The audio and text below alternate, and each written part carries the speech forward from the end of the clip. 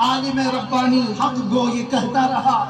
बहुत दूर क्या, माजी करीब में जाएंगे तो शहजादे आला हजरत सैयदना सरकार मुफ्ती आजम हिंद के जमाने में हिंदुस्तान में एक डिक्टेटरशिप, एक इमरजेंसी हुकूमत कायम हुई थी। आपको पता होगा, बूढ़े लोगों को पता है, जवान लोगों को नहीं पैदा हुए थे, लेकिन उसका जमाना बताया जाता है। इंदिरा गांधी ने सारा होल एंड सोल अपने हाथ में रखा है, सारी चीजें कंट्रोल में। कोई आवाज उठाए तो मारो, अंदर करो। ये आज थोड़ी ना हो रहा है, इससे पहले कांग्रेस ने भी ये सब किया है। अंदर डालो जो भी बोलता है। उस जमाने में प्राइम मिनिस्टर ने फैसला किया था आबादी कंट्रोल करने के लिए नसबंदी होनी चाहिए। बाकी सब मान लेंगे लेकिन मुसलमान नहीं मानेंगे। मुसलमानों के यहाँ ये हराम है। उन्होंने फिर सोचा कि बड़े बड़े दारुल उलूम से फतवे ले जाए, और कुछ दारुल उलूम तो इसीलिए बैठे ही हैं, फतवे दे भी दिए। फतवे दिए, मोहतरमा जैसा बोलेंगे वैसा दारुल उलूम चलेगा। और वही मोहतरमा बरेली भी भेजती है। वक्त का कुतुब मुफ्ती आजम कलम हाथ में लिए बैठा है। सवाल है हुकूमत वक्त की तरफ से नसबंदी के सिलसिले में कि हुकूमत ने कंपलसरी कर दिया है, लाजिम कर दिया है। कुछ तो मसलहत का बीच का रास्ता निकाला जाए। मुफ्ती आजम हिंद ने कहा 1400 साल क्या 14,000 साल भी हो जाए, शरीयत मुस्तफा में एक बाल बराबर भी तब्दीली नहीं आ सकती। कल भी नसबंदी हराम थी, आज भी नसबंदी हराम है।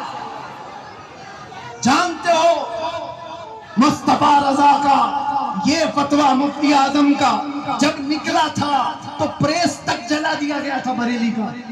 जहां से ये फतवा छप करके आया था वो प्रेस जला दिया गया। जो फतवा चिपकाने के लिए दीवारों पर जाते थे उनको पकड़कर कैद किया गया। हालात बड़े बेकाबू थे।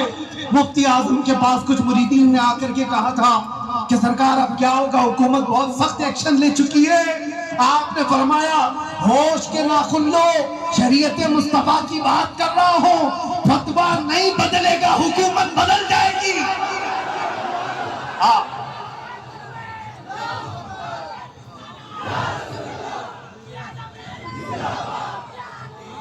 आपने तारीख अगर पढ़ी हो तो उठाकर देख लेना, उस मर्दे कलंदर की जुबान से निकले हुए अल्फाज थे, ज्यादा दिन तक नहीं चली इमरजेंसी। इमरजेंसी इमरजेंसी में चली गई, बहुत इमरजेंसी में चली गई। और उसके बाद आज क्या हाल है बेचारे, इधर से कोई उठाए तो उधर का हाथ टूट जाए, उधर का हाथ पकड़ो तो इधर का पांव टूट जाए। यह हाल है। मैं आपसे कहता हूं एक बात हमेशा याद रखो, उस जमाने में भी मौलवी थे, मौलाना थे, बहुत सारे लोग थे जो उनकी हाँ में हाँ मिला करके मसलहतों की बात कर रहे थे। आज मुझे भी कहते हैं हालात बड़े नाजुक हैं, आप क्या बारूद के ढेर पर उम्मत को लाकर खड़ा करना चाहते हैं? जरा संभल के बोलिए। मैं उनसे कहता हूं याद रखना, बातिल के तलवे चाटने वालों की तारीख नहीं लिखी जाएगी, आंखों में आंखें मिलाकर बात करने वाले की तारीख क़यामत तक जिंदा रखी जाएगी।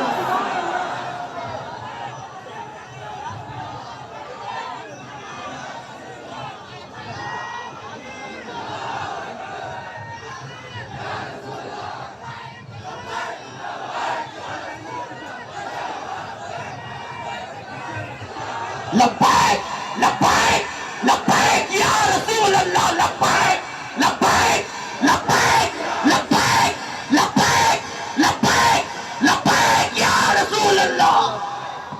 और एक बात ये भी मैं बताऊं, यहां से मैं ये भी कहूंगा, कुछ लोगों ने मुझसे कहा कि जो कुछ भी हो रहा है उस पर आप संजीदगी से बात करें।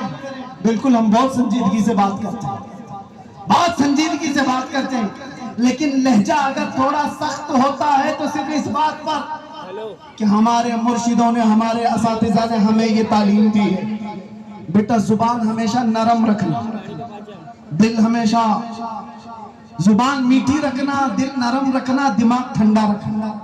3 चीजें याद रखना।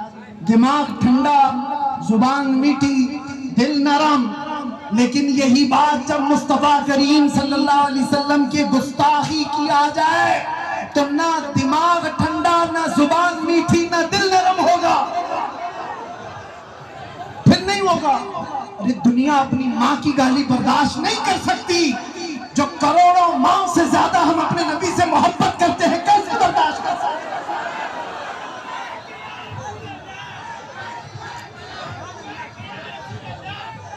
आज फिर पर उठाना शुरू कर दिया अगर किसी ने, और उनको ये लगता है कि हम नहीं बोलेंगे तो सुनो, तुम फिल्म बनाने की कोशिश कर रहे हो। हुजूर की शान में गुस्ताखी करते हुए कोई फिल्म बनाए, कोई कार्टून बनाए, कोई मैगजीन छापे, कोई ट्विटर पर कहे, कोई सोशल मीडिया पर बकवास करे, और तुम्हें लगता है कुछ नहीं होगा। तुम तो ये हमारा बुखार नाप रहे हो। मुझे पता है उम्मते मुस्लिमा का बुखार नाप रहे हो तुम, और तुम्हें पता है आज हमारे हाथों में कोई चीज नहीं, ताकत और कुव्वत और सियासत और हुकूमत। तो इसका मतलब ये नहीं है कि तुम्हारा अंजाम कुछ नहीं होगा।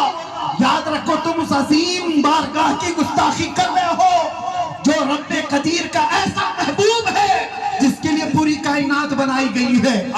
तुम याद रखना, तुम्हारी जुबानें कहां जाने वाली हैं, तुम्हारा अंजाम क्या होने वाला है। तुम मौसम के कीड़े हो, ये मौसम खत्म होते ही तुम्हारा भी अंजाम बहुत जल्दी खत्म होने वाला है। क्योंकि हमें पता है अबू जहल का अंजाम क्या हुआ था, उतबा शैबा का क्या हुआ, अबू लहब का क्या हुआ। सारे गुस्ताख मिट गए, लेकिन आज तक उम्मत के दरमियान कोई चीज बाकी है तो सिद्दीक की सदाकत बाकी है, फारूक की अदालत के चर्चे बाकी है, उस्मान की सखावत के चर्चे बाकी हैं, हैदर कर्रार की शुजाअत के चर्चे बाकी हैं। अरे यजीद तो हुकूमत पर बैठा था, तख्त पर बैठा था, फौज उसकी, ताज उसका, तख्त उसका, हुसैन के पास कुछ नहीं था। लेकिन ढूंढ के निकालो कोई यजीद यजीद का नारा लगाने वाला, अगर भूल करके किसी के मुसलमान के सामने कह भी दिया तो दो तमाचे जोर के पड़ेंगे। हाँ, हमारा हर बच्चा अगर नारा लगाता है तो लब्बैक या हुसैन जरूर कहता। वो कैसी हुसैनियत है जो 1400 साल के बाद भी ठंडी नहीं होती।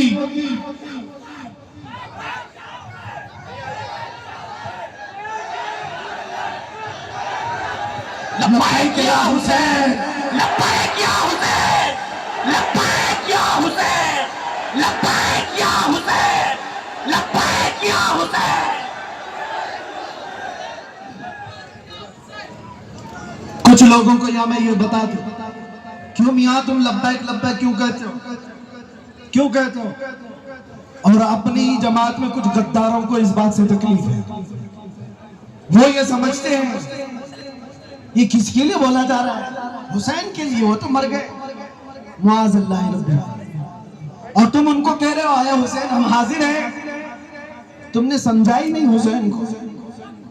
वो जो टुकड़े तुमने मैदान करबला में देखे, जाओ जरा जुबान खोलो, कुरान भी तुम्हें थप्पड़ लगाएगा। ला तक़ूलू लिमन युक़तलु फ़ी सबीलिल्लाहि अमवात, अल्लाह की राह में जो मारे जाए उन्हें मुर्दा ना कहो, वो जिंदा है।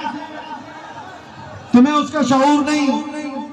एक बात मैं आपको बताऊं मेरे अजीज, मरने से कभी डरना मत। मौत आएगी कि नहीं आएगी? अरे मुसलमान के लिए मौत तोहफा है। इधर आंख बंद हुई, उधर मुस्तफा की जियारत है। डरे वो जिसकी आंख बंद होने के बाद जलना है, जलना है, जलना है, जलना है। इधर आंख बंद हो, उधर मुस्तफा की जियारत हो, उसके लिए तोहफा नहीं है तो और क्या है? मौत खौफनाक हादसा नहीं, खूबसूरत तोहफा। अल मौत जस्रुन यूसिलुल हबीब इलल हबीब।